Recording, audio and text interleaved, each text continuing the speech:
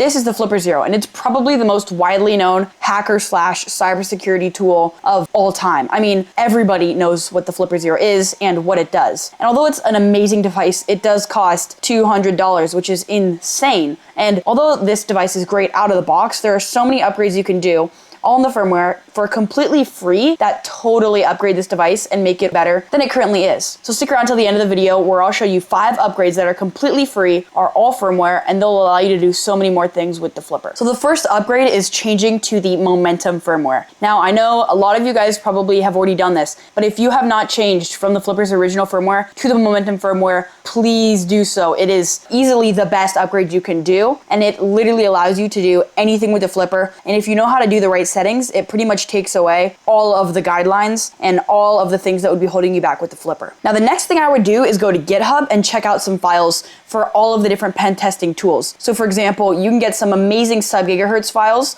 off UberGuido's GitHub, which I'll link in the description. You can also get some great files from the same GitHub on infrared, RFID. You can get some amazing stuff, and it'll allow you to do so much more with the Flipper. Now, another thing that will totally improve your Flipper is this website called Flipper Lab, and you can essentially go on here, browse through all of their different apps for all kinds of different stuff with the Flipper Zero, and then use them, and you've essentially got an endless amount of additional apps you can use with the Flipper Zero and with some of the GPIO boards. You've got so much stuff. You've got games on here. You've got pretty much everything that the Flipper can do, you can find on Flipper Hub. And another thing you can do to totally improve your Flipper is to load onto it what are called asset packs. And these are amazing. They essentially allow you to customize your Flipper to whatever you'd like. And right now I have the Psyduck asset pack. And if I go out here, you can see that my splash screen changes from all these different Psyduck animations.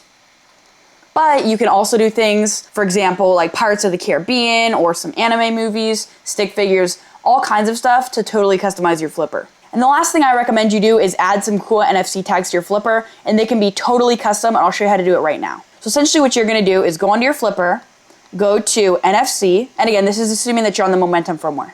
So you're gonna go on to NFC, then you're gonna go down to add manually, then you're gonna go to, any of these really would work. However, I'm gonna do NTAG 216, and then do more, and save. And then you can name it whatever, for example, whatever NFC tag you want. So for example, if you wanted to Rickroll somebody, you could name it Rickroll. If you wanted it to be your website, name it website, whatever you'd like to name it, and then click save. Now what you're gonna wanna do is go onto your phone and get an app that can turn links into NFC tags. And what you're gonna wanna do is go onto that app and click write. Now you can go onto this tag, and you're gonna wanna click emulate. And now if you tap this up to the back of your phone, when it's emulating that tag, this will copy it onto this tag.